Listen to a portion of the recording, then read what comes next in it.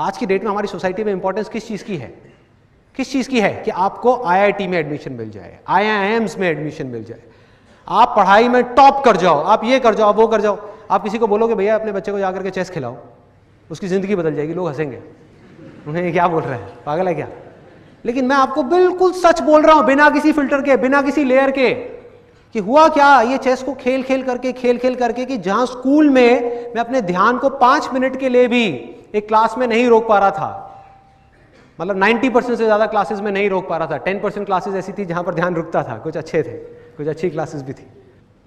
तो उसके बाद में क्या हुआ कि यहां पे चेस खेलते खेलते बाय डिफॉल्ट एफर्टलेसली खेल खेल में ऑब्जर्वेशन पावर्स अपने आप ही बढ़ गई। मतलब आप नहीं भी चाहोगे तो आपको अपने ध्यान को उस गेम में 2 घंटे तक, 3 घंटे तक, 4 घंटे तक लगा करके रखना ही पड़ेगा अगर आपको खेलना है तो। कोई दूसरा ऑप्शन ही नहीं है।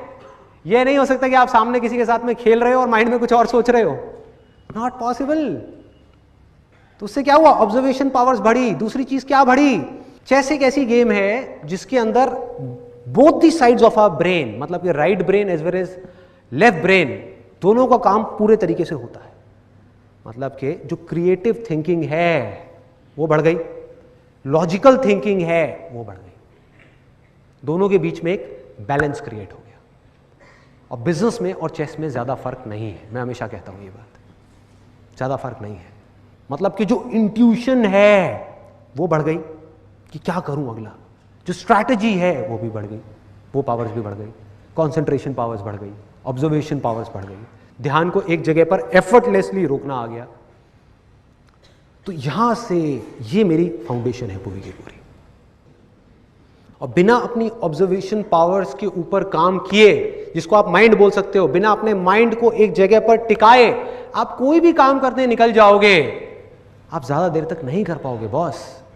एक काम करोगे, एक फेलियर आया फिर हिल जाओगे, कोई प्रॉब्लम आई फिर घबरा जाओगे, कोई चीज सीखने जाओगे एकदम माइंड कहीं और भागने लग जाएगा।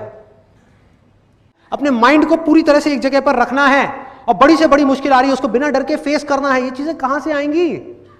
जब तक बॉडी, माइंड और सोल, इन तीनों का इंटीग्रेशन नहीं होगा, ये तीनों एक साथ काम नहीं करेंगे। आज जो हो रहा है हमारी सोसाइटी के अंदर की फिजिकल एक्टिविटी धीरे धीरे बंद होती जा रही है। टीवी, इंटरनेट, कंप्यूटर, मोबाइल, खेलना धीरे धीरे कम होता चला जा रहा है। इससे होगा क्या कि लाइफ में अगर कभी इन बच्चों को फिजिकली एक्सर्शन वाला कोई काम करना पड़ गया, क्या ये कर पाएंगे? नहीं कर पाएंगे। मतलब मेरी लाइफ की एक ऐसी स्टेज थी जब दिन में मिनिमम मैं 16 से 17 घंटे काम करता था, जब नया नया फोटोग्राफी का कोर्स किया था। निकला हुआ हूँ, 6 बजे घर से निकल गया, रात को 12 बजे घर में घुस रहा हूँ, 10 बजे घर में घुस रहा हूँ, 11 बजे घर में घुस रहा हूँ, लगा हूँ 4 किलो का कैमरा उठाया हुआ है, कभी यहां कभी वहां, कोई थकान नहीं। आप ये कह सकते हो कि दर्दें थी, थकान नहीं थी, क्योंकि आदत थी भाई, आदत थी। उस चीज की प्रैक्टिस ऑलरेडी मैं बचपन में अनजाने में कर चुका था 1000 बार।